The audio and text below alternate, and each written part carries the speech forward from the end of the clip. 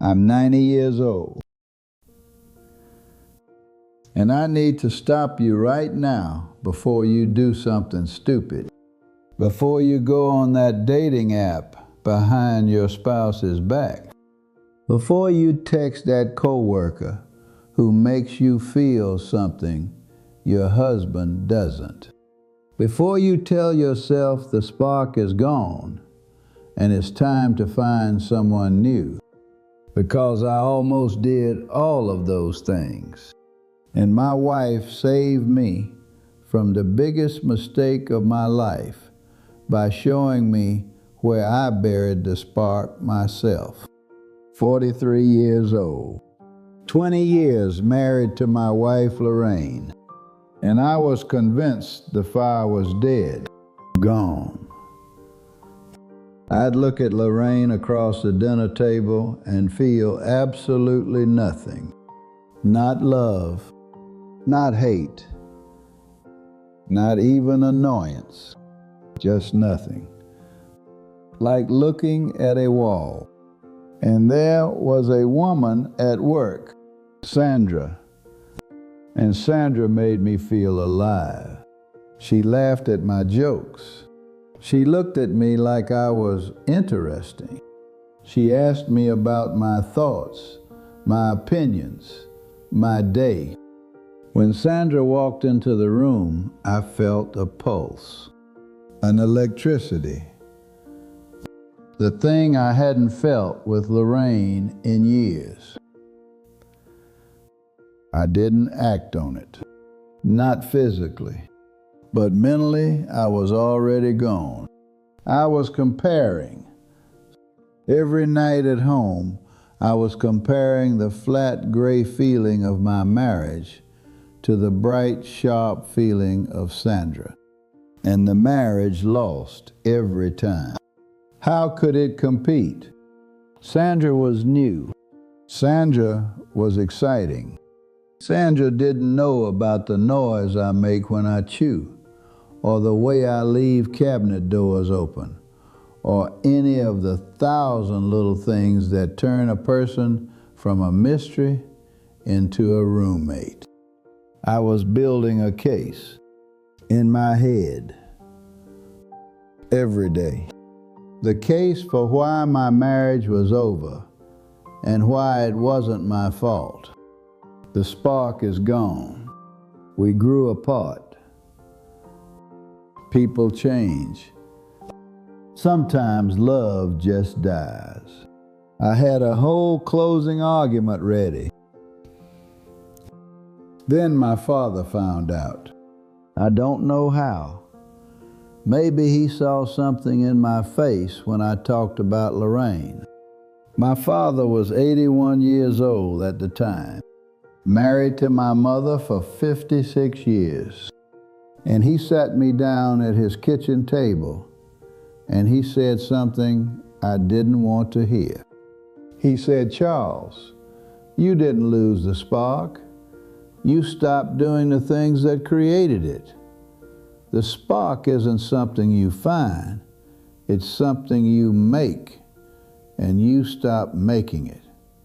That's not Lorraine's fault, that's yours." I got defensive. I said, "Pop, you don't understand. It's different now. We're different. It's not the same as when we got married." He said, "Of course it's not the same. You're not the same. But let me ask you something. When was the last time you took Lorraine on a date?" I thought about it. Years. When was the last time you told her she was beautiful? Couldn't remember. When was the last time you touched her face? Not her body, her face. Looked her in the eyes and touched her face like she was the most precious thing in your world. I couldn't remember that either. He said, "You're out here feeling sparks with a woman at work because she's giving you attention, and you're starving for it, because you and Lorraine stopped feeding each other 10 years ago. You're both starving. She's just too proud to go looking at someone else's table. You're not. That hit me like a hammer. He wasn't done. He said, "Let me tell you what the spark actually is. The spark is attention. That's all it is. It's not magic. It's not chemistry. It's not soul mates. It's one person giving another person their full, undivided attention and making them feel like they matter. You're giving that to Sandra right now. You used to give it to Lorraine. You stopped. And now you're blaming Lorraine for a fire you stopped feeding." I drove home that night. Lorraine was in the kitchen cleaning up. The kids were in their rooms. And I did something I hadn't done in years. I walked up behind her and I put my arms around her and I said, "I'm sorry." She didn't turn around. She just stopped washing the dish. And she said, "For what?"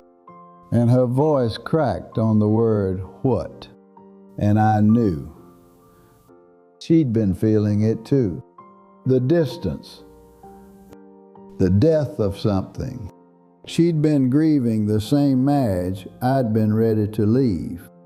I said, "For disappearing, for being here and not being here, for making you feel like you're not enough when you've always been more than enough."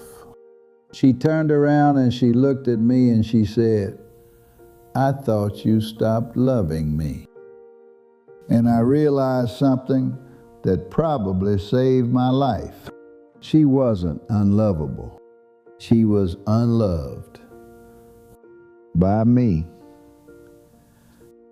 I had taken the most beautiful woman I'd ever known and I'd stopped watering her. And then I'd pointed at her and said, "Look, she's wilting.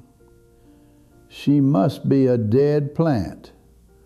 Let me go find a new one." I was the drought, not her. That night I made a decision.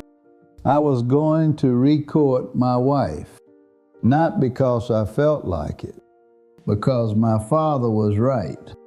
The spark is not a feeling you wait for.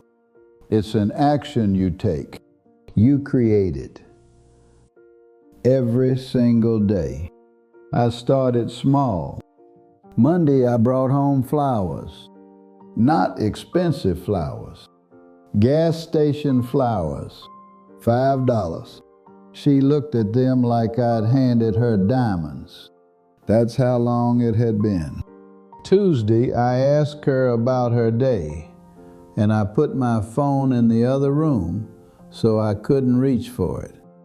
Wednesday, I told her she was beautiful, and I meant it, and she cried. She cried because her husband called her beautiful. That's how starved she was.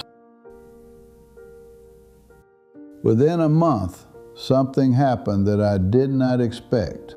I felt it again. The spark. With Lorraine. Not the young spark. Something better. Something earned.